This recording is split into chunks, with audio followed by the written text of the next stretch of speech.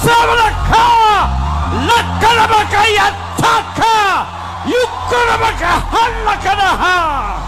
Yudaganaha! Yukunamakahallaya! Yukunamaha! Yade, yade, yade, yade, yade. Yade, yade, yade, yade. Yaba, bebe, be, kola, ba, ba, ba, yama. Ala, oşe, oşe, oşe, oşe, oşe, oşe, oşe, oşe. Oşe, oşe, oşe. Şo, şo, şo, şo, şo, şo, şo, şo, şo. Şo, şo, şo, şo, şo. Şo, şo, şo, şo, şo, şo, şo, şo, şo. Uto, uto, uto, uto. Umi, ay. Hindi totoo na sila nagsasalita ng wika. Ang pagsasalita ng wika, maiintindihan. Pwedeng i-interpret kagaya na nangyari sa mga apostol. Nagsalita sila ng wika, tapos nagtataka yung mga tao, bakit sila nagsasalita ng ating wika? Puro sila Galileo. 2 ng Gawa. Umpisahan natin sa 2, versikulo 1. At nang dumating nga ang araw ng Pentekostes, silang lahat ay nangagkakatipon sa isang dako. At biglang dumating mula sa langit ang isang ugong na gaya ng sa isang humahagibis na hanging malakas at pinuno ang buong bahay na kanilang kinauupuan. At sa kanila'y may napakitang mga dilang kawangis ng apoy na nagkabahabahagi at dumapo sa bawat isa sa kanila. At silang lahat ay nangapuspos ng Espiritu Santo at nangagpasimulang magsalita ng iba't ibang wika ayon sa ipinagkakaloob ng Espiritu na kanilang salitain. May mga nagsisitahan nga sa Jerusalem na mga Hudyo, mga lalaking relihiyoso na buhat sa bawat bansa sa ilalim ng langit. At nang marinig ang ugong na ito, ay nangagkatipon ng karamihan at nangamaang sapagkat sa kanila'y narinig ng bawat isa na sinasalita ang kanyang sariling wika. At silang lahat ay nangagtaka at nagsipanggilalas na nangagsasabi, narito, hindi baga mga Galileyong lahat ang mga nagsisipagsalitang ito?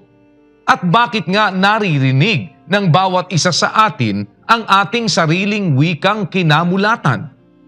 Tayong mga Parto at mga Medo at mga Elamita at ang nangananahan sa Mesopotamia, sa Judea at sa Cappadocia, sa Ponto at sa Asia, sa Phrygia at Pamphylia, sa Ehipto at sa mga sakop ng Libya na karatig ng Cirene at mga nakikipamayang galing sa Roma, mga Hudyo at gayon din ang mga naging Hudyo, mga Kretense at mga Arabe, ay nangaririnig nating nagsisipagsalita sila sa ating mga wika ng mga makapangyarihang gawa ng Diyos. Nang magsalita ng wika ang 12 apostol, kasama si Matias, wala na si Judas noon, narinig nung mga taong Kretense, yung mga Arabe, yung taga Mesopotamia, naririnig natin sinasalita nila ang ating wikang kinamulatan. So yung speaking in tongues na sinasabi, nagsasalita sila talaga ng tongues. Wika na umiiral, wikang ginagamit. Kaya yung kinauukulan, naiintindihan nila. Hindi ba mga Galileo yan? Paano nagsasalita ng Arabo ngayon yan? Yan hindi ba Galileo yung mga apostol? Bakit nakakapagsalita ng salitang Romano? Yon, ang ibig sabihin ng pagsasalita ng wika, pagsasalita ng wika na hindi mo sariling wika. Parang ako, halimbawa, minsan magsasalita ako English, minsan magsasalita ako ng Kastila, minsan magsasalita ako ng Portuges, naiintindihan ako ng mga kinaukulang wika. Gaya rin naman nung nangyari sa Pentecostes. Maraming mga tao sa iba-ibang lugar nasa Jerusalem noon nung mangyari yung pagsasalita ng wika ng mga apostol. Nagtaka mga tao ngayon. Di ba puro Galileo yan? Bakit naririnig natin sila nagsasalita ng sarili nating wikang kinamulatan? 2:8, kapatid na Daniel. At bakit nga naririnig ng bawat isa sa atin ang ating sariling wikang kinamulatan? Wika nila talaga yon. Naririnig nila, sinasabi ng mga apostol.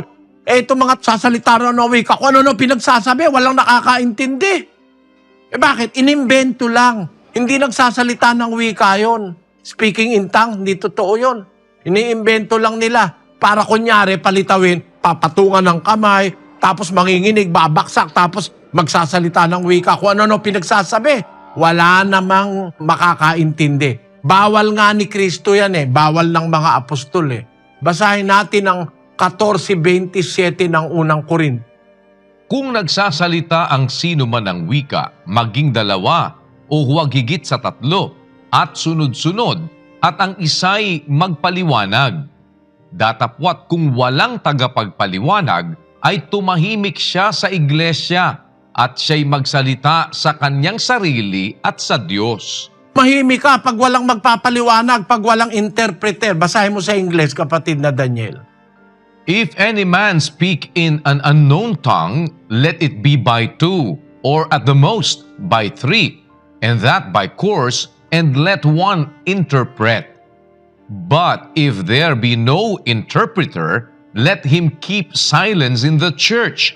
Bakit kailangan interpreter? Kasi yung wika, may nakakaintindi nun. Yung interpreter, naintindihan niya yung sinasabi ko.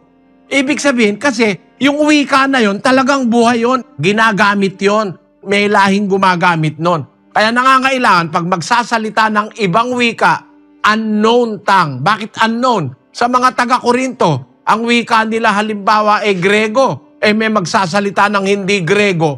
Unknown sa kanila, hindi nila kilala, ibang wika ang tawag sa Biblia, kailangan may magi-interpret. Pero kung walang magi-interpret, huwag ka na magsalita. Uubos lang ang oras. Wala namang makakaintindi. Manahimik ka na lang, sabi ni Pablo.